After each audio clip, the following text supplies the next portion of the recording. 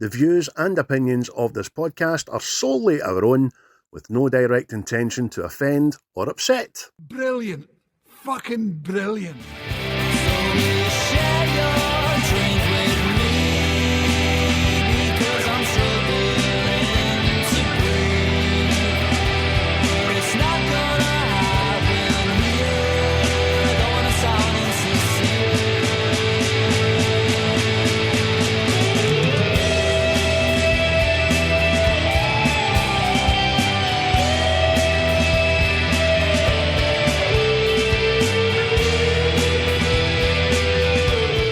Never find a more wretched hive of scum and villainy. We must be cautious.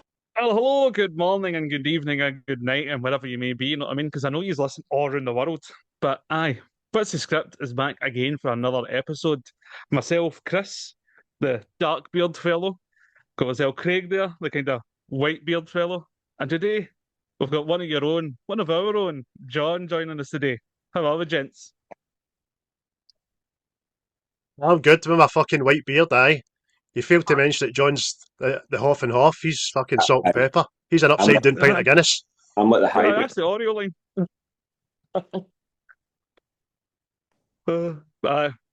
Bye, everybody. This is the last episode of this season. But before we go any further, shout out to people that help us along with us. You get Native Origins there. Craig is going to get his merch out in the next series. I mean, get all bubble wrapped and stuff, so it doesn't get broke. And again, Quaint for our tunes. Get there at Spotify, give them a wee listen. And a wee shout out to the Seismic Boys. I hear they're going to have a meeting at the G8 Summit. Aye. An AGM, fuck's sake, to see if they like fucking films or no. And see if they're going to come back and join us in the old podcasting world. But aye, people, before we go on to our usual stuff, Happy New Year, John, know that? Because I think it's been a while since we've seen you. It has. A lot of life has taken place since the last time I've done this. All good, I hope. All good. But before going back to the last thing you watched, what have you been watching? What's your ocular delights? Oh God, there's that many things. Like I normally list on what have you been watching Friday on the Facebook posts. I quite like looking forward to that. The main thing that I always go back to is Archer, the TV show. I don't know if any of you have watched that. They've finished it up now, but that's just, for me, that's just like one of those easy watches that you can put on and just lose yourself for the evening. I always seem to go back to Archer. You know when I used to watch Archer? Do you know when Archer used to be on? That I remember anyway, when the pubs came out, coming home, steaming, and it was on Channel 4 or something. It was fucking brilliant. I need to watch this. I don't think it went on a bigger network than FX. I mean, FX might be quite big now in America, but like over here, like I don't think FX was ever really big. But other than that, I'd probably say like the best thing I went to the cinema to watch last year was I Swear. Thought that was absolutely brilliantly done. Get a wee affinity for Johnny Davidson, having grown up watching the documentaries and all that. Tim will tell you, Craig, how much we've watched him and his journey, if you want. But that was easily the best movie I watched last year. It was great, man. We watched it recently, didn't we, Chris? I watched it very recently, and it was good, man. Well, because we were talking about it in the work, and I had seen the documentary when they went back to revisit him. Know what I mean? I think you had seen the original when he was a wee boy. But it was good, man. It's one of the, I'll say Scottish films, that I mean, instead of British, but it's one of them. I think we enjoy it because of the way it's done. Know what I mean? It's no Hollywood, but it's good, man. It's a brilliant wee film. Yeah. You're going to die of cancer. Fuck you. Everybody was great in it. Brilliant in it. Especially him. The guy who played him was fucking awesome. Nah, definitely, man. But what about yourself, Craig? What have your ocular delights been? Your pupil pleasures? Pupil pleasures, aye. My iris interceptions. Yeah. This last week, I have went to the cinema with my sons, and we watched the absolute cinematic blockbuster Oscar-heavy nomination, SpongeBob the movie, The Search for SquarePants. Oh my god! By the way, it was actually pretty good. It's one of the better ones. Mark Hamill is the fucking what is it? That fucking he's a pirate in it anyway. So there you go. So I watched that. Also watched Predator Badlands off of your shitey review, Chris. I like you. It's not a Predator movie. It's fucking not a Predator movie. But I took that part of my brain away from it and watched it, and I thought it was all right. But it's not a Predator movie, man. I watched Aquaman and Aquaman 2, which I think are two of the DCU, the last one's best films, man. I think they're fucking great, and they just get poo-pooed with the rank crowd because they were judged before they even came out. Excellent. I watched Wrong Turn, which was fucking like the Deliverance with fucking bells on. You know what I mean? And then I realised that there's another 5 follow-ups to it that I'm going to have to watch, even though it was shite. We get into my audiobooks like yourself, Chris. So I've been listening to Big Dunk's autobiography, which was fucking smashing, Duncan Ferguson, and I'm now body deep into Michael Caine's Elephant to Hollywood, like yourself, which is great. And then, of course, I watched The Mighty Ducks on the back of this review. I watched D2, Mighty Ducks 2, for the first time ever, and I'll talk more about that later. And then last night, my 7-year-old son decided, Daddy, I want to watch It Chapter 2. I went, no bother, son, let's watch it. So there we go. That was me in the last week. How about yourself, Christoph? Oh, again, mate, I'm everywhere and nowhere. We went kind of Vietnam heavy this week for some reason, but we started with Bedazzled. Because we'll talk That's about Vietnam fucking heavy. Suck, I see you're going there, aye. No more! No more! Fuck's sake. But right after that, mate, Casualties of War. That was O'Neill Paul's recommendation. Born on the 4th of July. Tom Cruise in a wheelchair there, just acting all raging. And then I had to take a break for it. I went Spider-Man Far From Home, Spider-Man Into the Spider-Verse, Spider-Man Across the Spider-Verse. Then we went back to the war, Hacksaw Ridge, We Were Soldiers, and then last night I just took it easy, went we analysed this, Once Were Warriors, and The Patriot. So just mellowed out at the end, know what I mean? Just a wee bit of civil war at the end there, you know. I know, different war, know what I mean? I step away from this Vietnam and get myself on a boat, know what I mean? Or into some muddy fields. Oh, aye, well, I broke out with a wee bit of Spider-Man, you know. I actually do, aye. No bad. Oh, nothing reminds me of Spider-Man like the war. I bet Uncle Ben was a fucking war hero, but even though he's not in Spider-Verse, I suppose. But no, he's racist, but aye. Good list, mate.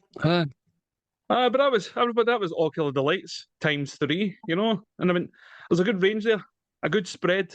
I mean, a good spread. Like a party, a Wayne's party. Just there's no just sausage rolls. There's cheese rolls and all.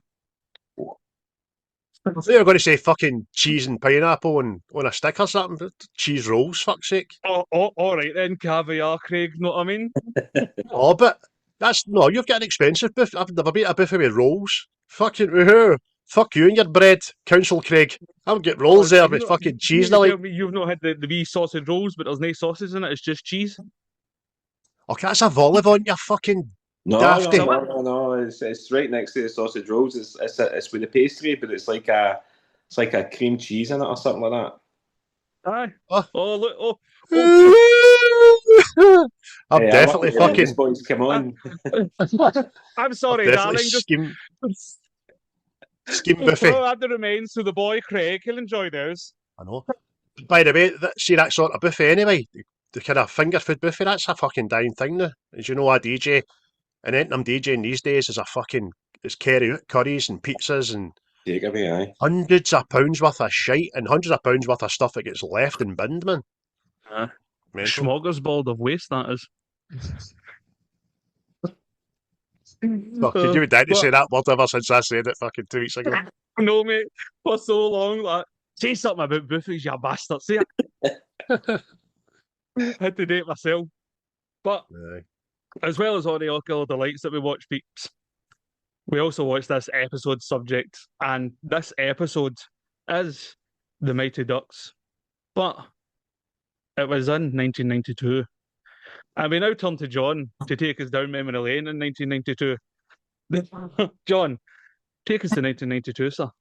If everyone would like to hop into my DeLorean, well, there's only room for a couple of, so somebody will maybe need to hook on the back. 1992, as we spoke about before we went live, lads, I only turned 10 in 1992, so we don't have to do an age check. That's all right. We'll keep some things a bit more private. Biggest stories in 1992: the Maastricht Treaty was signed, which led to what we know as the EU. The Cold War was officially declared over by the United States and Russia. Bill Clinton was elected president that year. Quite a big one that I wasn't aware of was the Church of England approved the ordination of female priests in 1992. There you are. And maybe one of the bigger debuts in show business was Barney the Dinosaur made his TV debut in 1992. So there you go. I love you, you love me, we're a happy family. Fucking tripping out your box watching that, by the way. Oh, my favourite Barney reference is in the South Park the movie. Do you know the one where the wee guy that's like in the revolution and all that? He's like something along the lines of, "You think this is kiddie time where we all sit around and lick Barney the dinosaur's pussy?" It's a fucking absolutely great line. It's going to be hard watching Barney getting dragged into a court one day wearing cuffs because he's a paedophile. You just know it's coming. He's the next one to get cancelled, isn't he? In terms of movie releases, 1992 is a great year. See, when you look down at like the box office lists, and then like even just, I've got a couple of honourable mentions here that are like at the top end of that. But Aladdin was the highest grossing movie of 1992. You can't argue with Aladdin's a top 5 for any list that it fits into, whether it's a favourite Disney or favourite animated, whatever. Batman Returns was number 2. Home Alone 2 was number 3. Lethal Weapon 3 was number 4. It's weird how all the numbers worked out there. And number 5 in the top 5 box office list of 1992 was A Few Good Men, again with Mr. Tom Cruise in it. Movie we've just watched, Mighty Ducks, came in at number 31, which I thought was brilliant for a wee Disney show. But there you go, 31 most highest grossing movie of the year. Notable mentions, big stuff like Malcolm X, Last of the Mohicans, Alien 3, but an absolute gem in there. My Cousin Vinny came out in 1992. There you go. So we done a podcast about that not long ago. Fucking love it. I enjoyed that one. That was a great movie. Loved it. Definitely. I shut the click. I was talking to Craig before you come on about the films in 92, and it was I had a quick look and I went, it's amazing. The list is, as I said, like I was looking down the list and I was like, seen that, and it was a while before it got to one that I hadn't seen. It was just Hollywood at its best. This week is with you in 1992. I was born in 1992. That's why my beard's black. He's still getting the colour. We'll keep some things private. Just judge what age we were by the colour of our beards. Aye, and relationship status as well, because you've got you're looking healthy. You're looking unstressed. Aye. That was when I was getting fitted for nappies and all that, know what I mean? And everybody wanted to see you naked. Everybody. Know what I mean? Many photos of a naked Wayne. And it was all right back then. It was. Soon as your skins were off, your ma appeared with a camera. Every time, man. Aye, world's gone. Game's gone, man. Game's gone. 92 was a good year for music as well, seemingly. Biggest track of the year was I Will Always Love You by Whitney Houston. I'll not ask any of you to sing it, and it's fine. School disco classic Rhythm as a Dancer by Snap was in 1992. And then I think one of my favourite songs back then was Would I Lie to You by Charles and Eddie. That was an absolute banger. In terms of albums that came out that year, Simply Red, Stars was like the biggest album in terms of copies sold. And I think that actually came through for 91 as well. But I love a bit of Mick Hucknall. Oh, aye, good looking guy. Mm. But by the way, see back in. Done a power of shagging. Done a power. He's cooking these days, but man, it's absolutely shocking. Aye. I'm not, is that Axl Rose? Because the way he looks at her, that means to fucking aye. Other than that, you had big releases for Lionel Richie, Simple Minds, and Wet, Wet, Wet. I did look at deaths, but I hardly recognised anybody that died in 1992. We were just blessed with people that were born in 92, Chris. Bar a couple. But aye, that is it. That is our time travel back to 92, lads. There you go. I don't remember much from 1992. I just remember looking up at people going, who the fuck is this? It's White Mars now. What's going on here? You were still fighting with your 17 million brothers and sisters to get into that egg. That's what you were doing. You had a tail in 1992. Fastest swimmer in your class. Sitting on a wee bouncing chair like that. Is this it? Is this it? This is what I've funny. Aye, quite funny because I says to Chris in work as soon as you says the Mighty Ducks about 1992, and I went right away. I says that reminds me of Rhythm as a Dancer on a school trip to Blairvaddock with a school, trying to shag lassies that were too old for me. And it was ice skating. I was doing a lot of ice skating. Funnily enough, back in 1992, maybe that had something to do with the Mighty Ducks because we used to have a place. Used to have a place in Anderson called the Summit Centre, and that was an ice rink. And ended up getting a job there as a steward. 2 shifts I done. Never get paid for them either. Fucking still waiting the money for that. There you go. I think the number one when I was born was either Ebenezer Good or it might have been Mr. Vane or something. I'm not sure. It's one of them, but. Aye, dance was a bit heavy in '92. It was. I remember the school discos being an absolute sweatbox because you were just cutting about that much, man. I funnily enough, my first ever CD compact disc was Rave '92. So I did. Yeah. And only because I couldn't buy this. I went to Woolworths to buy it. Well, I went to Woolworths to buy the Shaman Boss Drum, and it was sold out. So me and Robbie hoffed in, my brother, and got that instead. Played it to fucking death. Some crack. The Super Mario Brothers tune was on that and everything. That's fucking bento. I think there's people that are listening to this going, what the fuck is Woolworths? Aye, by the way. Oh. Still opened in Australia, apparently. Did it? Does make a comeback? And it'll be one of those things within another shop? Aye, probably. Pick and mix, man, right at the door. I didn't know, try to rebrand and call itself Big W or something like that. That kind of like one of the local Neds that went to jail for something petty and then came back out with a new nickname. I doubt it opened to something. There's a shop in Clydebank Shopping Centre right up at Escalators, and that used to be Woolworths, and now it's maybe you're right, Big W. Rings a bell, mate. Aye.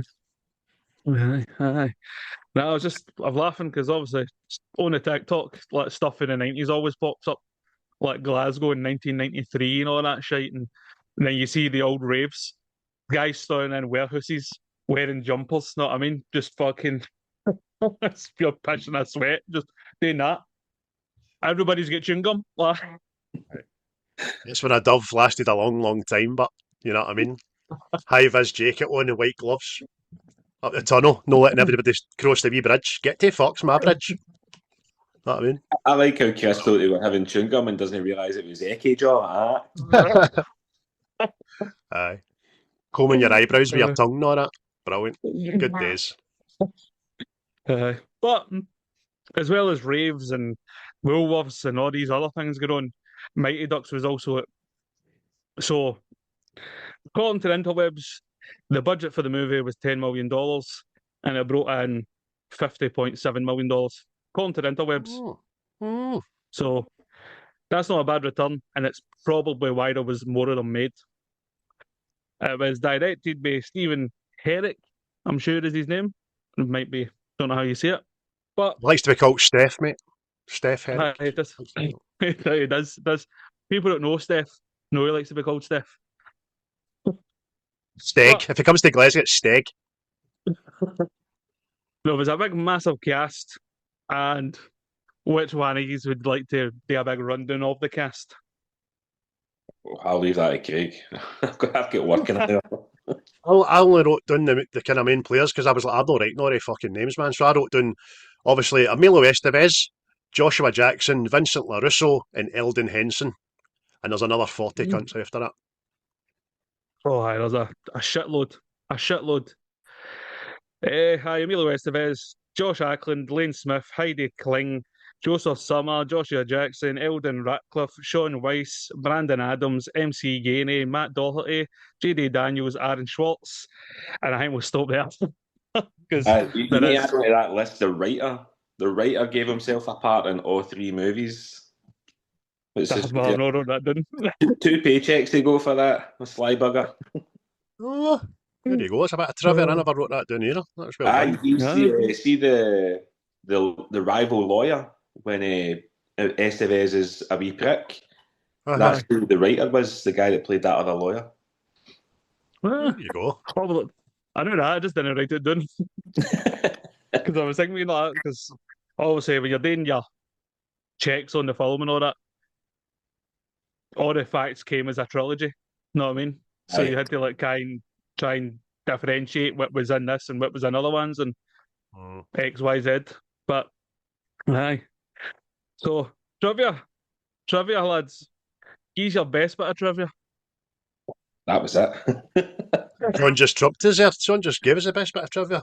Before I did it, a wee bit of trivia for you. I've just let you know that ImDb, this film is sitting at a 6.6 out of 10, and the Rotten Tomatoes score is 27%. By the way, out of 100. That's a joint score. So there you go. That shows you what people think about it now. But trivia-wise, Jake Gyllenhaal, who was unknown at the time as much of the child actors were, auditioned for the role as Charlie. But his parents wouldn't let him do the movie, so the producers ended up casting Joshua Jackson, who later became, obviously, Pacey at a fucking Dawson's Creek, wasn't it? Is that what that was called, that thing? Aye. I've grown up with Joshua Jackson, like, doing bits here, man, so just careful what we say about wee Charlie Conway, all right, lads? Oh, didn't know you held him so dear. They're so close. Do you know who else auditioned for Charlie? Mr. DiCaprio. So he did.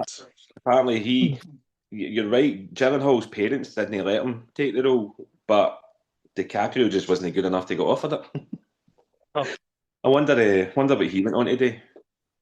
No. Well, see, but if I've kind of worked this out right, I'm sure he ends up in Critters 2 or Critters 3. Aye, it's one of the utter shite critters, aye. He was in that.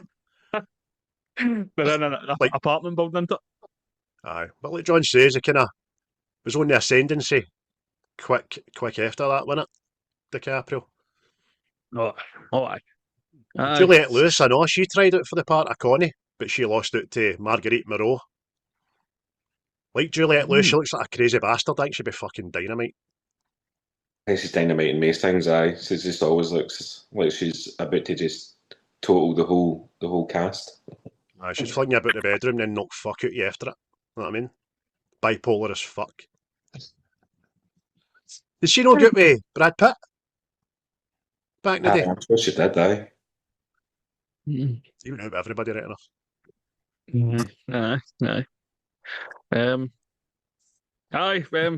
This film as well, it was planned to just be a standalone movie, and there was no real plans to make sequels of it until the money came in. So it's weird for Disney, that, isn't it? it's uncharacteristic. A 300% markup will do that. Do you know what I mean? Definitely. And again, another person that could have been in this film before Emilio Wstevez was offered and accepted the role of Gordon Bombay. His brother, Charlie Sheen, was the original who they wanted, but he turned it down. So he did 1992. See, but Emilio Wstevez in this part, there's only other one person I could imagine in that role, and it was Michael J. Fox. Aye, I get that. But Charlie Sheen there, just winning. You don't think you'd have to do much acting at the start, calling all the Wayne's wee bastards and that? Exactly, know what I mean? Well, it kind of makes sense and all, because apparently the script of this was supposed to be originally darker than what it turned out to be. That the Gordon Bombay character was supposed to be an ex-hockey league player or something, and he was back to get revenge on his ex-coach and all this, so it could have been darker with Charlie Sheen. I think he can play darker. I wish he did play darker, to be honest with you. But then, it's not very Disney, is it? If they were going to, because like you said, Chris, a wee bit Merrow in that was bit darker, obviously, with very little comedy. And it's about an ex-NHL player turned alcoholic who seeks revenge on an old coach, like you just said, by coaching opposite him. The main idea stayed when Disney brought the rights to the movie, but some elements were changed because it wasn't very Disney. So they just changed it to him having a drink and getting caught drink driving rather than being fucking 24/7 bottle of whiskey and a brown paper bag in his fucking lapel, you know what I mean? Just go like the wins. Do that thing that you do. What? Do that thing that I don't know what you're talking about. Right, move. Aye. They could have had him like Patches O'Houlihan, couldn't they have? Line up, ladies! Why do I drink my own urine? Because it's nice and I like the taste. By the way, see, talking about the drink, and it was fucking the Gordon Bombay. Apparently, they made his name up for do 2 different gin brands. Aye, it's the writer's favourite gins is what they went with. That's fucking nuts. Could have been a lot fucking. It could have been a lot worse then. Could have been called White Mackay or fucking. Glenn Smirnoff. That was a Russian coach. Aye. What did they drink in Iceland, actually? I don't know. Aye, but... Aye, so this film, lads. Childhood favourite, I'm guessing? Aye, I loved the franchise when I was younger. I still see whenever like you're flicking through the channels now and it's on, I'll stick it on even if I get just 5-10 minutes of it before Carly asks what the fuck I'm doing. But no, it's watched it back last night and for the first time in years, and from start to finish, and you're like, aye, you can see exactly why it's got that Rotten Scores, Rotten Tomatoes. There's so many plot holes and everything in it, and continuation problems, but it's that underdog movie, isn't it? It's just you're just hoping at the end that they can beat the bastard Blackhawks. Even the name, the Hawks and the Ducks. Do you know what I mean? It's like a superior fucking bird kind of hanging a hawk would kill a duck and all that kind of stuff. You don't realise that till you fucking watch it back. But you're right. We talked about this off camera. The first thing I said was, I've watched it twice. It's no aged well at all. But then I need to. I need to remember how I felt about it in 1992 when I watched it. You know what I mean? So you're right. It's definitely a film. It's time for a demographic. It's time definitely, but I can see why it done so well. Definitely. Aye. So it's to kind of sum it up. It's the fucking a childhood sport movie, innit? No, I mean it's like I know it's like a bit of a stretch, but it's like Wayne's fucking Rocky. You know what I mean? It's the underdog. They've got fuck all. They're in disarray. They're going up against the best, and they pull it off. You know what I mean? It's a wee redemption story in there for a character as well. You know what I mean? So it's Disney, isn't it? It's just Disney on the back. I like how the redemption story for obviously Bombay, as you're talking there, I think it takes about 34 minutes during the movie for a complete like 180 for him to turn for the wee arsehole that he was in the courtroom to being the family friendly coach that they're off on in love with. Like there's obviously there's a wee bit where he nearly loses him, but like he's changed his ways after something like 34 minutes. I just thought, wow, that's we need to put Disney executives into politics. You know what I mean? That's funny as fuck, man, because we and him were just talking about that, saying it was a bastard until Charlie wouldn't cheat for him, and then Dad came in and said, "I've gave up my fucking overtime for this," and then just that's him. Oh my God, you're right. To go off his overtime. Aye. But see, as well as that, mate, there's a character in this that totally confuses me, right? And it's Mr. Duckworth, right? See the start of the film, he's on like Gordon's back and all that, like, oh, this is just a job. Don't be that guy. I'll sponsor the team and all that. How's it gone and all that? And then when it comes to the wee boy, I can't remember his name now. Banks not getting the hang, mate. And he's like, hold on, no, why have you done this? Why are you that bad guy now? Shut. It just confused me. You know what I mean? It's like you're kind of expecting that guy to be there at the end and seeing the duck crowd. You know what I mean? But he's not. Aye. It's just I don't know what it is, man. Maybe it's who Gordon was going to become. I don't know, but Aye, even giving them the money to get the uniforms and the kit and all that, like even that was like, he's like, whoa, no, 15 grand. Like they're sitting in like one of the tallest looking buildings in wherever they are, so they clearly got a bob or two. They probably billing out some poor bugger 15 grand just for having that conversation with each other. Oh no, I can't give these Waynes 15 grand. No, not a chance. No. Where'd the rest of the money go? But because in Hans' shop it only comes to like 7.5. Like Bombay into a bit of embezzlement or something. That's it. Seen a good telly. Have you seen his hair? He's been a fair amount of fucking hair products to keep that thing in place. I tell you. Oh, it gets more product heavy in the second one.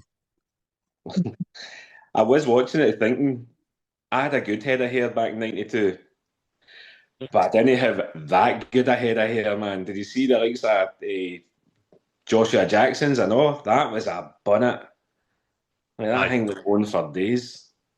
Aye. I'm sure that had scaffolding inside it, man. Aye. That's some high hair, man. It's the hair cotton, feathered and lethal. I just don't see it anymore. Just a wee bit of trivia as well. When the Anaheim Ducks were added as an expansion team to the National Hockey League in real life, they originally bore the name Mighty Ducks of Anaheim, sometimes also called the Anaheim Mighty Ducks, in reference to the movie, because the team was owned by Disney. Fuck's sake, there you go. However, prior to the 2005-06 NHL season, they rebranded their name shortly following Disney selling the team before the previous season. There you go. Changed the logo as well, the BAMs. Aye. Have they? Aye. It's not anything like an obvious, like the uniforms in the movie are obviously they've let Charlie draw it. Do you know what I mean? But they changed everything once they bought it off of Disney. I done a deep dive yesterday regarding the merch. So even ChatGPT couldn't fucking give me an accurate figure, but they did say that between then and now, the merchandise for Mighty Ducks, because it's still fucking relevant to this day, is somewhere between 400 and 500 million, which I thought was kind of on the slides, because in 2004 Disney's licensed Mighty Ducks merchandise, they made 64 million in 1 year. Do you know what I mean? So I would rather times that by 34, and that probably give you a truer reflection of, because you go into any shopping site now, TikTok shop, Temu, eBay and all that, Mighty Ducks. As I says to Chris off camera, my wee boys watch this with me and they want a fucking Mighty Ducks t-shirt now. I'm like, oh, fucking hell, man. Aye, well, that's the thing. Like movies like this, they are generational. They're not going to be like what we would call maybe like a cult classic, but it's like any 8, 9, 10-year-old will sit down and watch this and love it. Do you know what I mean? Like, it's not like A Few Good Men for 1992 isn't going to have people at a certain age sitting down and loving that movie. It's like you now have to either like law movies, army movies, or Tom Cruise, which probably mostly everybody does. But it's a conveyor belt for something like this movie. Any young kid coming through a certain age is going to absolutely love just how this works, because they'll be able to relate to one of the wee characters. I don't know, I mean, you said there was, Chris, about 40 million people that were in this movie, but you get somebody there that you can relate to. Oh, definitely. Plus, I have a theory as well, mate. Oh, That the Creed, the Reed character. No, he hits the hockey puck dead hard. I believe that inspired Happy Gilmore. There you go. There you go. And I also You skate either. and I also see the driver, Lewis. right. I believe that's the same character that's in Con Air that flies the aeroplane. And I'll tell you for why. See when all the Mighty Ducks are acting rowdy and shaking the limousine, he offers to kill one of the Waynes to put them straight. So that guy's been there. Now he's in Con Air. I'm just going to leave it out there. Just going to leave it out there. Just. I think you're onto something. I've heard more wilder ones than that, so that could be totally believable. Just had enough one day. Fucking launched a Wayne, broke its neck, didn't mean it. Fucking end up flying a plane. But you're right, John. There's a character in there for every Wayne. The kind of the chubby fat one. Do you know what I mean? The specky one that's trying to get by on jokes, and then there's Charlie, that's the wholesome kid, and then even the guy that comes for the Hawks, Banks. Do you know what I mean? He has an arc as well, because I'm too good for this mob. No, I don't want to be a duck, I want to be a hawk, but he ends up being a good cunt. You know what I mean? Yeah, dressed in head to toe in leather. Do you know what I mean? He clearly goes on to be a gimp. So. Aye. But last wee bit of trivia for me was, this is probably common knowledge to a lot of people, but I never found this out until I happened upon a podcast about it last week. And it's the actor Matt Doherty, not the man that played with fucking Wolves. Matt Doherty, who plays Averman, which is that wee guy with the specs there, above my shoulder. He was actually Heed, and So I Married an Axe Murderer. I didn't know that. No, I didn't know that. Is he no one of the Macaulay Culkin siblings in Home Alone as well? Is he? I think he's one of them. I know exactly who you're talking about. But yeah, you could be right in it. Aye. Kevin, you're such a disease.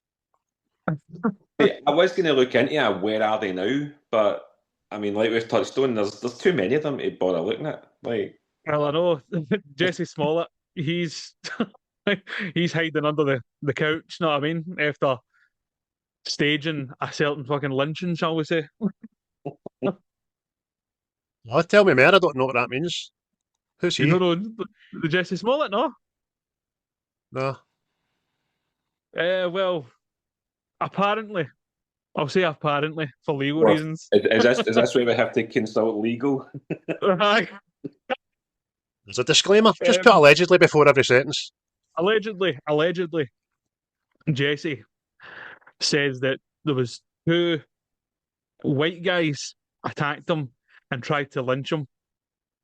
And then, allegedly, it came out that the whole thing was staged. So, there you are. You'll need to read me up on that. But, aye, it's a bit wild, but hey, he's a mighty duck, mate. You can do what he wants. He's a mighty duck. Suppose so. Did you know that Elden Henson, who played Fulton, and Garrett Ratcliffe Henson, who played Guy, are brothers in real life? Didn't know that. Didn't know that either. But you were saying about merch and all that, right? And I feel I need to mention this. See the 90s attire? It is fucking appalling. Oh! These Waynes are dressed all the adults. I'm telling you now, see when Gordon goes to the house to have a dinner, see the jumper he's wearing? Why are you wearing that jumper? It's wild. It's not even that. He's not wearing a t-shirt or a shirt or anything under. He looks like he says, what is it? He's raw dogging that jumper. Oh, mate. I'm so glad. So glad. I mean, he goes for suit, shirt and tie on that boom, boom, boom to what the fuck is that? That's part of the turnaround, isn't it? It's like, I'm not wearing Armani, I'm wearing Fanny. Well, so was no, I refuse to turn around. I refuse to turn around. Aye. No, I got a fright there when you first said 90s attire was shocking. I thought you meant on a whole, but in this film, it's fucking barking. It's not even a sweater shop jumper, which was at the height of fashion back in 92. Everybody had a sweater shop jumper, man. But you're right, John, he has a raw dogs at him. Where's the vest? Where's the fucking t-shirt? No, he's thinking going to get his hole and he just wants it off. He must have broke out under that, man. He'd be itching like mad.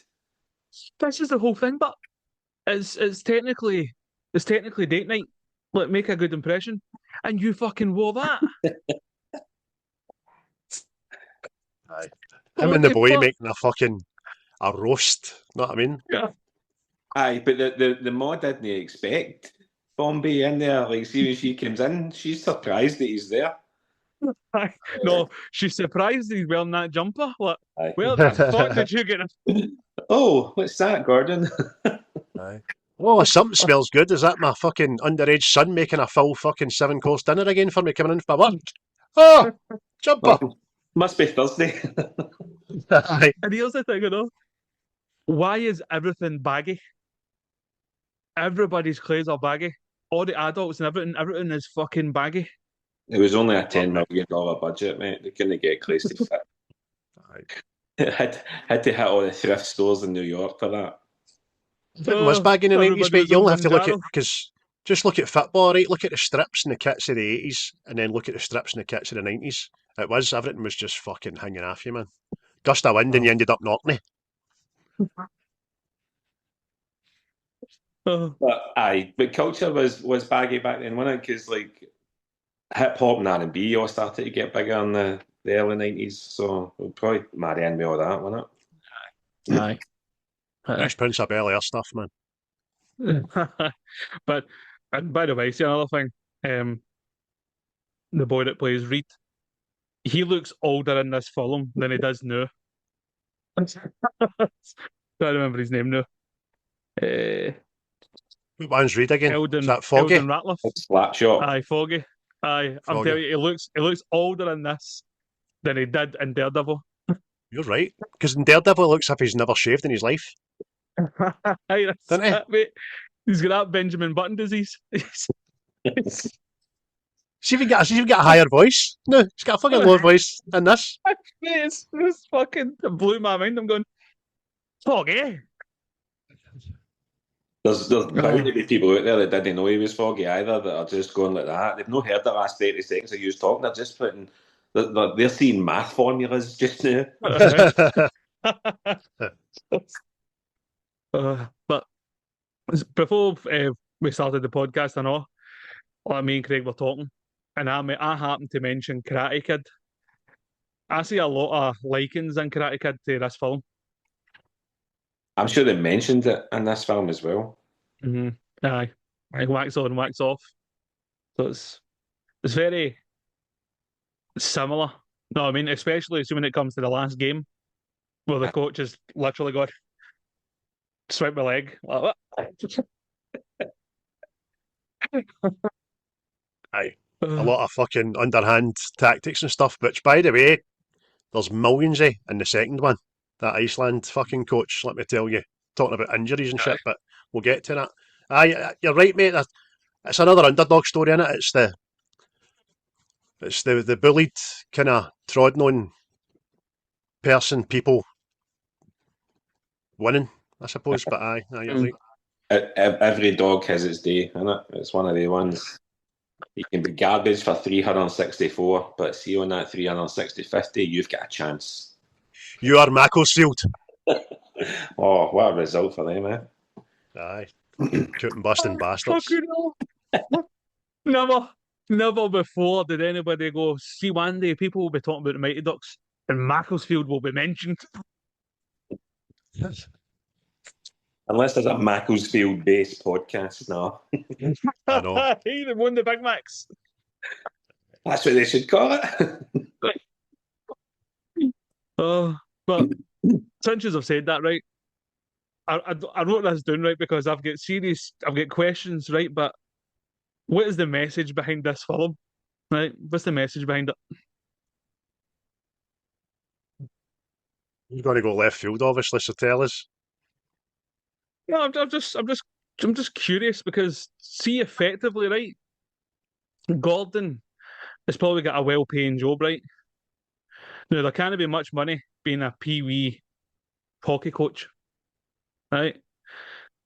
He's now living in a shitey wee town, right, compared to the big city.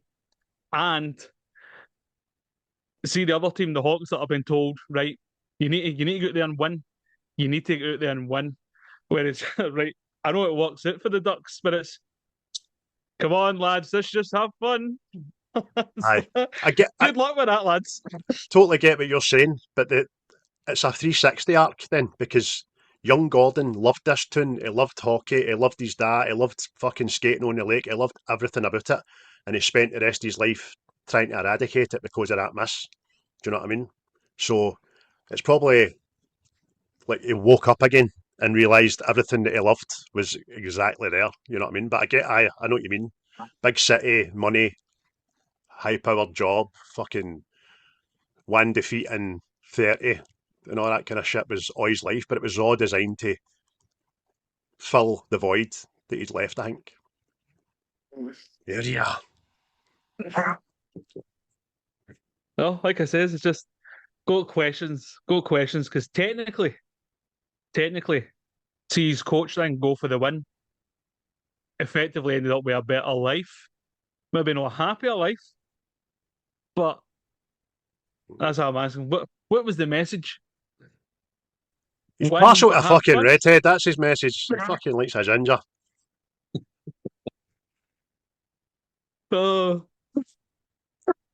What's the name of the actor that plays the Hawks coach? Oh, I may actually look that up yesterday and all, but it felt like he was in hundreds of things when I was younger. Aye.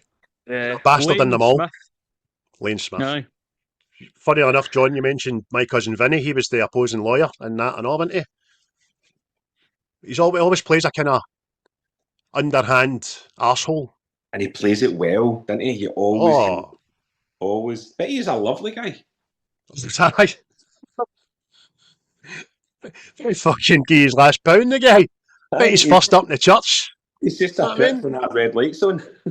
He literally manages a pee-wee. He's managed that all his life, you know what I mean? It's gives to the community.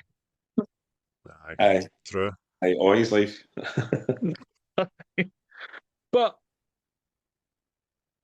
since I've spoken about certain parts of the film, what's your favourite scenes, folks? What's your favourite scenes?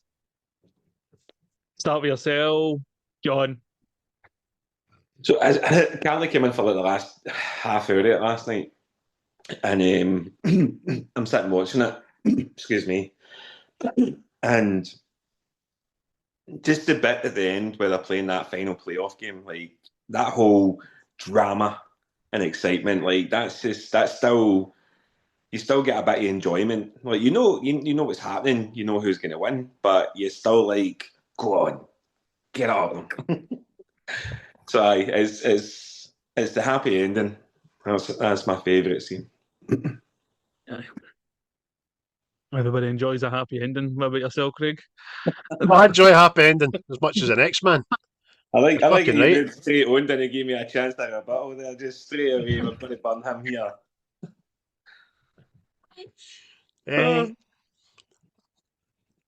It's not as much favourite scenes in this film for me as moments in the film, because I've wrote down 10 poignant things in this film and they're all in Thingme. So we've talked already about Gordon's wake up moment where he stops being a dick and decides that's it, I'm all in, let's get these kids, let's help and all that jazz. So that's a very poignant moment in the film. But also, I like the way they rename themselves to the Ducks and all that, and they gaze in the jerseys, and just the way he takes his jacket off. I was like, I'm proud to be a Duck. Anybody else proud to be a Duck? All that. And they're all like that. No, not really. Until Big Foggy says, I'll be a Duck, man. Know what I mean? So that's quite good. And they're on board and they're all high-fiving and shit. So that's a good thing. One for me, I think it's a smashing scene where Mr. Ducksworth, the coach, and Mr. Banks don't get what they want when it comes to young Banks playing for the Ducks. Know what I mean?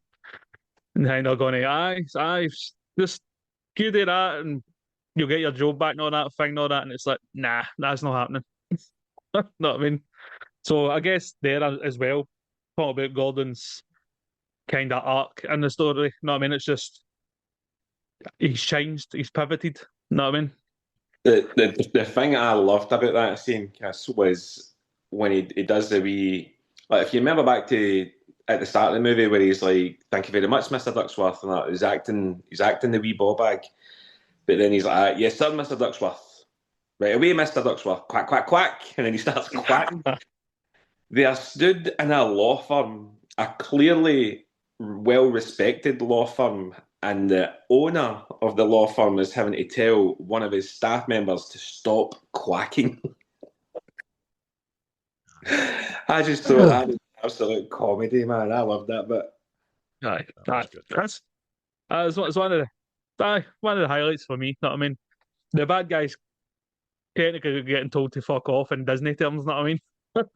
So, any other scenes for yourselves, lads? Any other scenes? Well, there was an outrageous bit that I thought the Snowflake Society these days would just never allow. Like, and you probably already know where I'm going with this, but there's a bit where, is it with the first time that they play?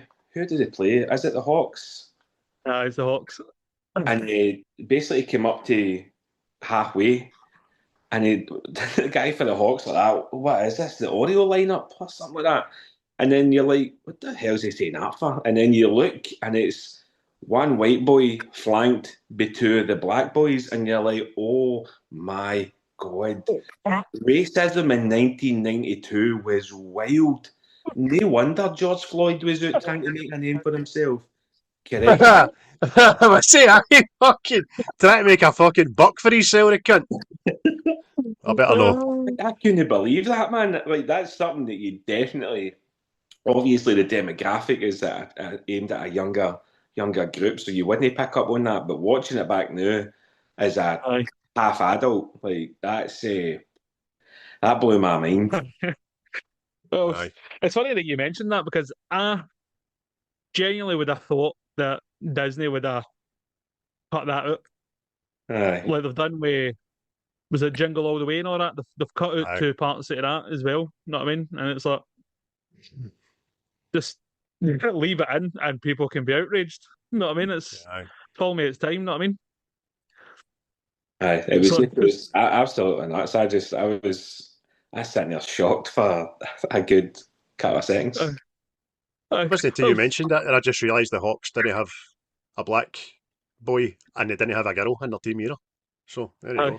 I noticed the girl thing because Carly had said at the end of it, she's like, "Oh, there's girls playing as well." I was like, "I just on that team, but."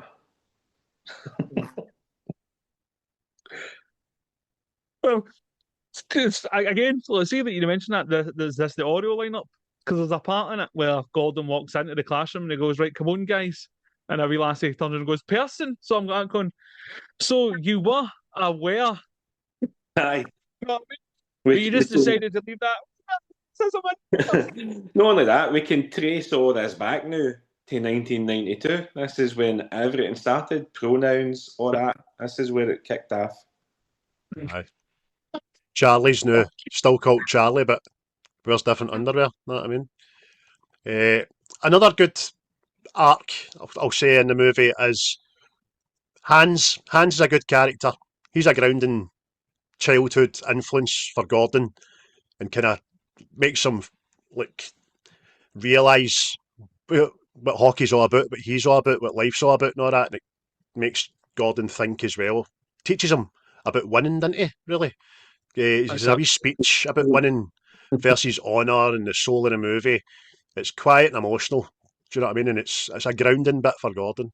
He's a good character, which I thought was going to be lost in the second one, but it wasn't. It wasn't by the guy that played his brother. But his shop wasn't up to code either, but he didn't get done because he had diplomatic immunity. Aye. Fawcett! Get over here, Fawcett! What are you doing over there? Just making sure I'm not standing on plastic. I'll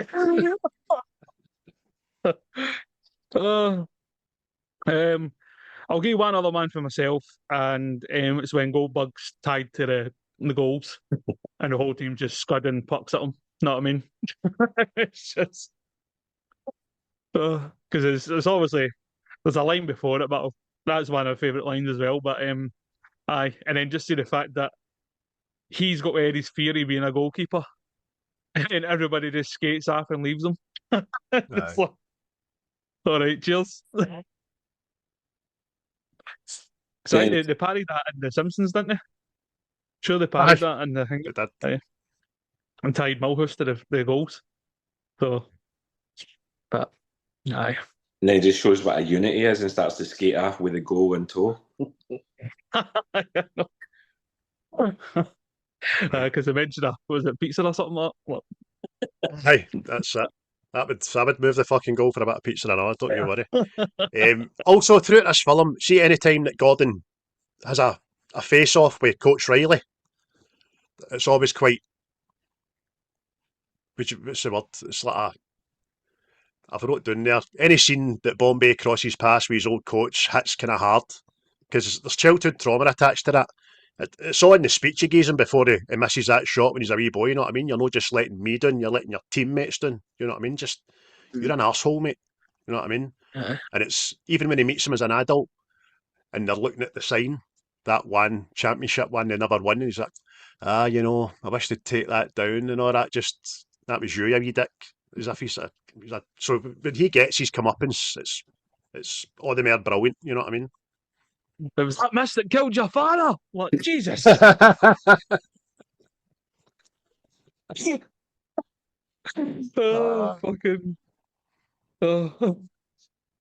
Table for one at parents' night. That's your fault, you wee dick. Aye. That was just before you're damn it out in the ice that night, steaming, fell under the ice, never seen him again. Bastard. Roman. Maybe Bobby coached them, and he's the one that had to say there. You know. But any other scenes before we move on to favourite lines? Anyone you want mentioned out there? I like how wee Charlie plays matchmaker.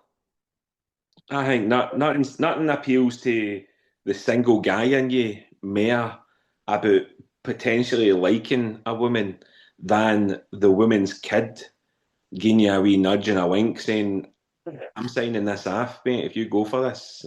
Like, I know she's hot, but she's very hot. I'll tell you why she's hot. Do you not think she's hot? I'm happy with this, mate. I mean, I've shared a bath with her. Know what I mean? Come on. Mate, I've seen this. It's like, I know what you're in for. Aye. On you go, big man. Fucking rolls like a train, that you. You're all right. Aye. I'll do it. As long as there's a PlayStation under the tree, you do what you fucking like. It's like, don't worry, mate. I came out like that. Do you know what I mean? So there's plenty of room in there. Plenty. Go for it. I just thought it was so creepy. It was absolutely creepy the way, like, they could have even just like redone the scenes. Do you know what I mean? Keep the dialogue and all that the same. They could have just told young Joshua, ease up on the neediness a wee bit here, mate. Like, you want to be your new dad, but come on. That's why they introduced that jumper. See the next scene? Like, we need to kill this. We need to dampen this sexual tension. Emilio, batter that jumper on, lads. Between Emilio and Joshua. Aye. Oh. It's just so untrue to real life, because in real life, you bang them all anyway, and then spend 6 months trying to convince the Wayne that you're all right. Know what I mean? Through experience. This was the upside down, wasn't it? Did you see the cuddle he gave him, I know, when Bombay's leaving at the end to go on the bus?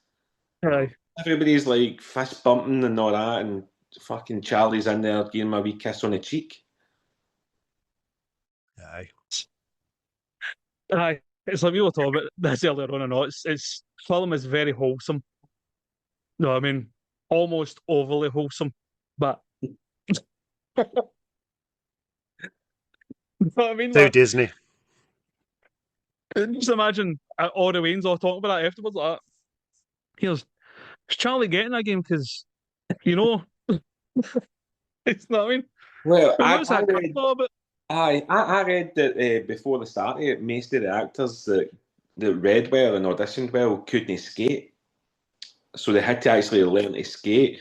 Well, maybe that's what Charlie was doing. He couldn't skate that well, so he was trying to bargain it, sweeten the deal for the coach by throwing in his maw as a side piece. oh, fucking hell, man. I've not got a fake ID to buy you any of that booze that you like while you're driving, but here, have a shot at my ma. Yeah, he lets that hair grow any longer, he'll be like fucking cousin it for the Addams family. Jesus. I don't think I'll get rid of that for a fair wee bit. I know. What do you mean I'm bench coach? I'm on the bench. I'm on the bench. Where did you have your breakfast this morning? I done that. I done that for you. Guess who's on the couch tonight? If I'm on the bench, you're on the couch. Gotta get home and tell my ma you touched me, you prick. I'm riding the bench, I'll be only thing getting rid in the day. Yeah, see how you like that. Oh, Jesus. Poor Charlie. Poor We've Charlie. just made it darker now, lads. Well done, mission. Mighty Ducks 4 coming soon. To find love. Mighty Ducks after 12. The water Whackers. Aye. But He's a quote, Chris. Since we've already started, mate, favourite lines. Take it away, Craig. He's a heartfelt moment. First one, Bombay. A team isn't a bunch of kids out to win. A team is something you belong to, something you feel, something you have to earn. Oh, instilled the passion in me, that, tell you. That's what the message was. I don't want to be too corny, but that's what the message of the movie is. It's teamwork, friendship, family. That's what it is. Can't believe I've just said that after a minute ago. I think the farmer's been out spread fertilising his fields again there. You're right, that is the message, Ben. And see, every time somebody says teamwork, I always think of fucking Untouchables. Team. Fucking baseball bat back in an apple. Take that. Yourself, John, you got a favourite line there? Oh, I've got. There was a few where I had a wee one-liners that I had a wee chuckle at, and Callie looked at me with disdain each time, so I knew they must have been good. I liked the one in the locker room. I think it was after they'd caught Coach Bombay speaking to the bad coach, and he was like obviously saying, "Aye, the kids are all losers. Aye, fuck you, coach." And he's back in, and Jesse's like to him, "Forget it, Cake Eater. If you want to play with yourself." How terribly risque of you. These kids are prepubescent, are they not? Well, maybe Fuller, isn't he? But like, what does he even know that means? You know what I mean? They're looking at a Sports Illustrated mag. They don't know. Come on, play with yourself. Away you go, Jesse. I remember speaking of looking at Scud books, I remember school holidays, primary school, Scud book in the bushes is where you always find them. And I remember one of my friends at the time, who I'll no name on this podcast, opening it up and going, look at that woman's dick. What? Where did you grow up? Anderson. He was a kind of sheltered cunt, that boy, right enough, but he obviously thought women had dicks. And I don't know what he's seen because it was just an afro down there, you know what I mean? It's like, you must have thought it was like belly buttons you get an in and out of. Where's that woman's dick? Mental. Let's go, Huggy Chris. bear. Give some light. Aye.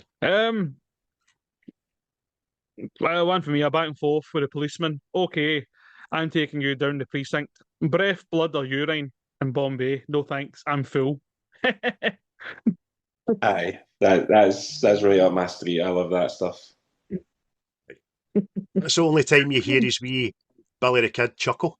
Aye. Yes. You've all said Again, aye, go. no, on you go, Craig.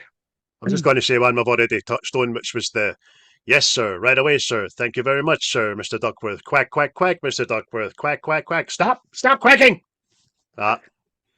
Funny, but It's funny. It's funny in itself because, like you say, Chris, it's the big FU, 2 fingers up to all the bad guys. But it's that imagery of like the guy in the suit, the old man, the textbook like lawyer telling somebody to stop quacking like this. There's no way a millionaire would be like, stop quacking. He'd just be like, fuck off, get out.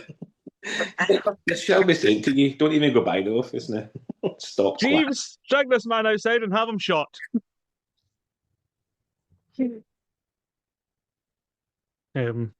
Aye, one for me, like I've already said, Lewis the driver. I could kill one of them and just set an example, sir. All right, Lewis. Definitely, he was auditioning for Conner at that point, wasn't he? Another one for yourself, John? I like to want to see when they're on the classroom, and this is when like the idea a team hits them on, they're all together, and just before that, the teacher's talking to them, like taking the lesson. And he's talking about the different molecules and all that. He's like, you take the 2 of these, and it makes up 96% of what's in your body, which is, and 2 lads like that, pizza. That's definitely a kid answer. Well done. Whoever wrote that should still be working the day. The final game, when Bombay just says to Coach Riley, to think I wasted all those years worrying about what you thought, you're going down, Riley. I'm just waiting on the Rocky music hitting after that. Aye, it's got that whole message into it, the underdog, like about to serve the comeuppance to the big bad bully, and then it gives you the absolute Americanism. You're going down. Aye. And like you say, they're just expecting the Rocky bell. Aye. What do you want me to do? Win!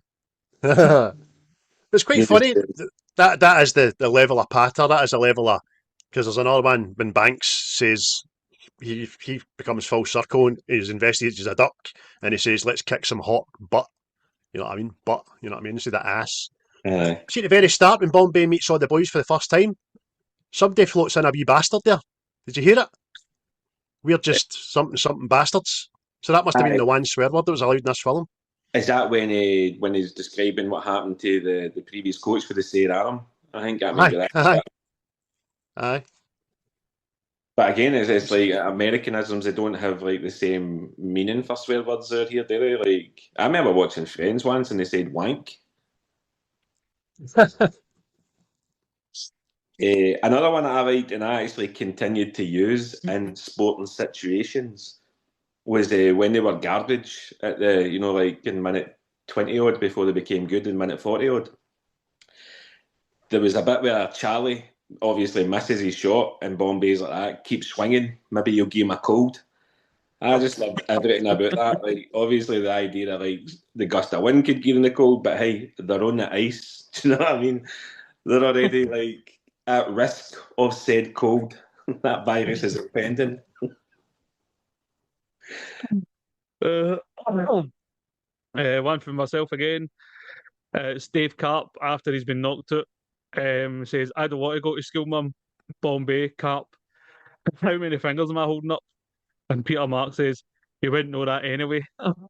That is actually the first quote I wrote down, Chris. I thought that was brilliant. I guess the child hanging up. Aye. Goldberg and all, and he's like, well, be careful, man, that almost hit me. And he says, you're the goalkeeper, it's supposed to hit you. And Goldberg just says, does that sound stupid to anybody else? Such a comedian, that boy. There's another one with Goldberg where he talks about, I think it's when they're tying him up, and he says something like, my mum wants me to make it to my bar mitzvah. And Bombay's like, I think this is your bar mitzvah. And Goldberg says, it feels me like a circumcision. Aye. That was the one I wrote down. Fucking, this is your bar mitzvah, Goldberg. Today you become a man. It's fucking brilliant, man. But any other lines, lads? Any other lines? I'm tapped it.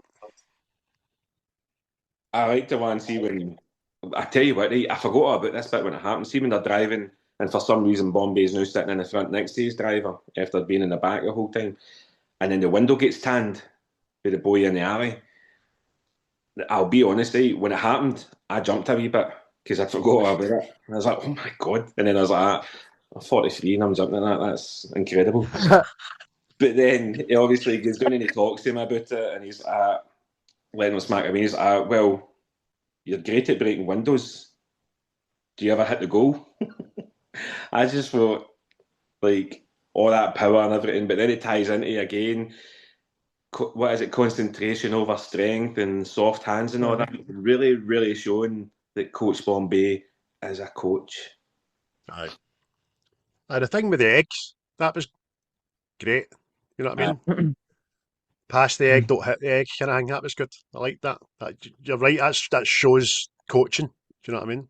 But I'd need to actually go back and check that again, because at the egg, when he gets the egg and ends up with the omelette right across his jumper, is that the same jumper that he wears to dinner?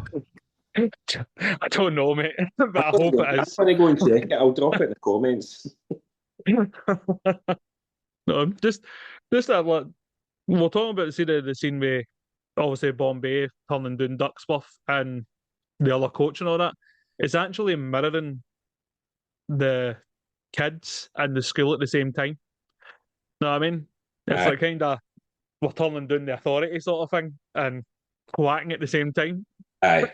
They all realize that's what they want. They want to be above everything else. No, I mean, so it's like kind of go to the same point at the same time. Know what I mean? So suppose the old quacks.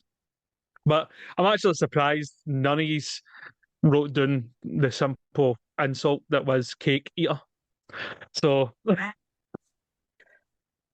I did write it down. I wasn't going to list it, but see, I can remember hearing it and thinking, "The hell is that?" And then obviously now you know what it is. It's like it's an insult for kids that probably want to swear, but it does carry a good meaning once you look into it. So what does it mean? I'll let you explain. Is it shit eater then? Is it? Huh? Well, it's basically. I took it at the time as like being like rich boy, that kind of stuff. So I mean, like, it's for the Mary Antoinette thing. So you let them eat cake and all that shit. It's that. That's what it came from. I guess that. I thought it was something a bit more underhand. Do you know what I mean? I was waiting. So that's what I mean. Like I took it as like just straightforward. Like you're a rich bugger. Like you're no life guys, so you can do one. Do you know what I mean? Because the only people that get called it is Banks and Bombay, isn't it? That's it. I know. I get that. So it doesn't mean you eat cunts' arses then. So that's. I was wanting you to say that, really. Yeah, I don't know. There was talk of circumcision and wee Charlie's playing the wingman, so maybe he'd a couple of other things on the go if you paid a certain price. Who knows? My mum likes something like that. She's a chocolate orange. You want the red velvet? It's 20 quid extra. Oh yes. Served in a crispy taco. Charlie's mom's name is that. Always gravitate towards vaginas, didn't we? It's fucking great, man. Especially as we were talking about the Predator earlier on. Oh, Jesus. Fucking hell, man. Oh, but anything else, lads, you'd like to mention about the film? Oh, No, I mean, no, I'll give it in my mark. When I give my mark, I'll say a wee bit more, but on you go. aye. I quite Well, you were, like that. Aye. yes. Well, you were saying, I know that you thought the second movie was a lot better than the first one.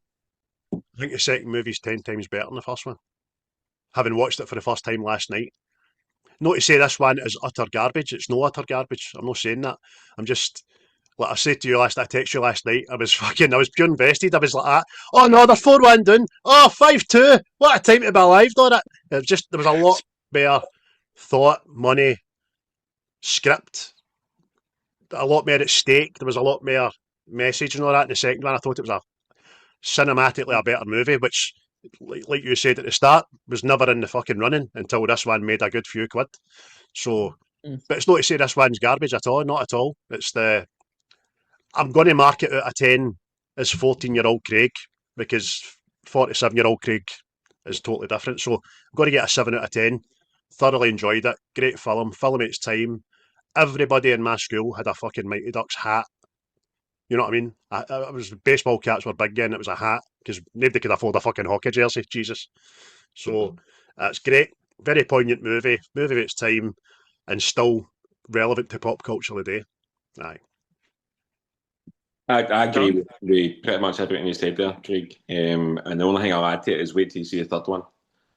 If you thought the second one was like a step on to the first, I think the third one's a step on again. The storytelling, the sort of drama and suspense through it, and like I don't want to give you spoilers, but it's almost like you feel like everything that's been built in the first two movies is getting taken away from them.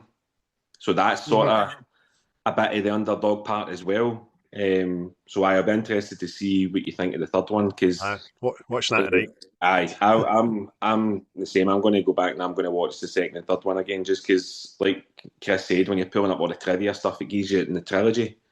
But there's things that you just forget about. Like I forgot all about the wee guy from Texas in the second one. That's great, anyway. Brilliant.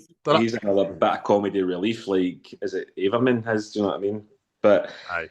I'm the exact same as you. I think for what this movie was compared to what it was intended to originally be and all that, like it's become a generational classic. I think that, like you said, you can still stick on new. Kids are going to love it. I did sort of regress back to being younger when I watched it as well. I let my inner child watch it again, and I'm the exact same as you. I'll give it a 7. And that's maybe because I'll then give 2 and 3 room to get higher marks because they are better movies. But no, I'll give the Mighty Ducks a 7 out of 10. Aye. Without repeating, let's just say He's I'm the usually same. 4 here, Chris. I'm never coming back on. It's a 1, you horrible bastards. It's push. It's push. There's racism and everything. What the fuck? Fucking boo. No, I'm the same. I'm 7, same as yourselves. I remember watching this anytime it came on the telly. It's no doesn't come on the telly that often, but I remember Channel 4. This was another love child for Channel 4 for some reason. During the day. Just the Mighty Ducks are on, you know what I mean? I called it Monday. Aye, stick a Ducks on. And I had these on videotape, so I mean it was again a go-to for me. I enjoyed it, still enjoy it. And the fact that we've spoken about this for I don't know, an hour, 20 odd minutes, and we haven't torn it to fucking pieces. I think it just signifies what we think it, you know what I mean? So 7 all round for everybody. So and I can't really remember the second one or the third one, so I'll probably need to go and watch them as well. But yes. It's definitely a thing in it. People that like movies, we can't just watch one of a set. You need to just watch them all. We do it every fucking week. In fact, a new year, so that means Lord of the Rings director's cut fucking marathon is on the cards very shortly as well. Did you see Peter Jackson had to come out and say that the extended edition that everybody thinks exists of Lord of the Rings, he came out and kiboshed? That's not a thing. Like, stop being ultimate fanboys. Stop making that bullshit up. People need to live. You need to go outside and see the sun. You're going to turn into Gollum watching this. Right. But out of curiosity, I'm going to ask if he's got any kind of celebrity death match in your minds. No. What? You'll need to explain what you're wanting here for me. I forgot to ask him, Chris. We've done a few episodes towards the start to middle that would make up a celebrity death match each week. A fictional character against another fictional character, or an actor against an actor. But I lost interest. Chris was too good at it. I wasn't. On the grounds of what we've watched, then we'll put Coach Bombay against. I don't know the guy's name, but is it Billy Bob Thornton that does the coach in Bad News Bears? No, I've never seen that. Well, there's big similarities with this, except it's American football, and again you'll get the same type of comedy and all that. But or maybe is it Rick Moranis? Couldn't it be two actors? Billy Bob Thornton. Was it? Aye. Coach Morris. Aye, we'll put that with my celebrity death match then. The two underdogs. When they're both underdogs, who's the favourite? That's the tagline. Get Eddie Hearn. Where is he? Well, for me, just Billy Bob Thornton anyway. I'd just pick Billy Bob Thornton because he seems a man that would fucking bite you in a fight, you know what I mean? So I actually think, now that I've said that, I just think Billy Bob Thornton would just shag him. Aye. And get pissed and then shite in his carpet, because every time I look at Billy Bob Thornton now, I think of two things, right? It was the ride of fucking Angelina Jolie's life. She's come on and said that. He's a ride of her life. And it was Bad Santa. Do you know what I mean? So, aye. I could fuck up most people's parties, couldn't he? Aye, definitely. Oh, so there you go. All of that. Billy Bob Thornton is a shagging Santa. He is in that, I know. Aye, true. But I'm sure all Santa's shag, do they know? Well, they're right emptying sacks, so it's. Hey! Joke of the week. Chalk that one up to the Patter King there. Alright. We took 6 series. There you are. Made it through a Christmas special without saying that, fuck's sake. But again, before we go, thanks to Native Origins partnering up with us and Quaint for the tunes. Again, shout out to Seismic. We're going to have a meeting of the heads and get ourselves back on board and see what they come up with.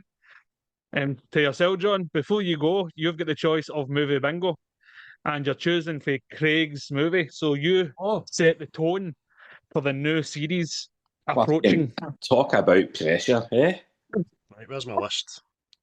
Right, John, you have the choice between numbers 1 and 25, mate. Right. We will go 18. Oh!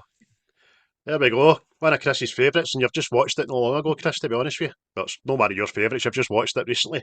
It is Jurassic World, which is the first of the second remakes, which I have watched, and I'm no joking, literally over 600 times. Easily. That's a ballpark, because I watched it every fucking day when the boys were Waynes.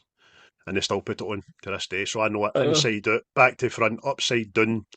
I can even speak T-Rex now. You know that? No research required. There, aye, definitely. So there you go, mate. Season opener for Series 7, Jurassic World. There you go.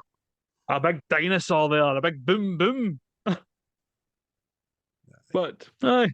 There you go, John. Now you've picked dinosaurs for the next series there. We're going back in time to a new beginning. There you go there. Need to get you a bigger DeLorean. But aye, John, cheers for coming on and getting us a Mighty Ducks there. Have you enjoyed yourself again, sir? I certainly have. It's a good laugh. I'd recommend it to people that want to have a bit of a laugh about movies that they've watched and enjoy. It's just like-minded shithousery. I love it.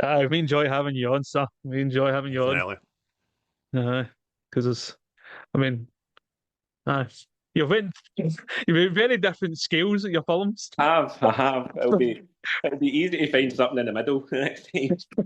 Aye, feel free to get another one in, mate, because you're as Chris says, brilliant guest. You know your stuff, and you're a like-minded kind of fella.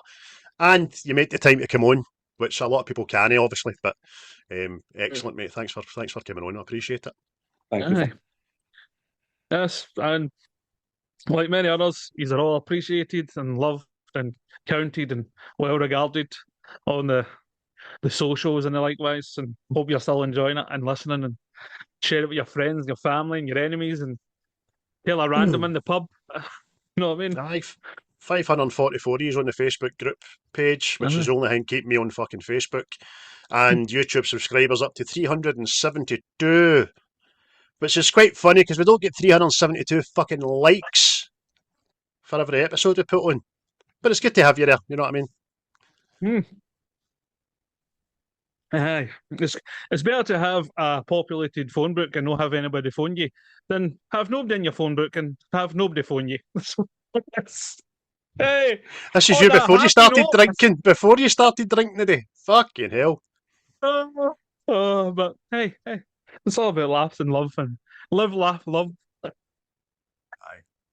Just on the tail end of that, people, thanks for, again, sticking ways for Series 6. It was a bit of a lengthy, girthy number, big, veiny throbber. But, because there was a big couple of gaps in between, 6-week gap before the last one there and all that. So, we hope to get you on board for Series 7, which is obviously going to be the series where somebody with a bit of money stumbles across us and goes, these guys are fucking awesome, let's throw money at them. The swear and the shout and the profanities are great.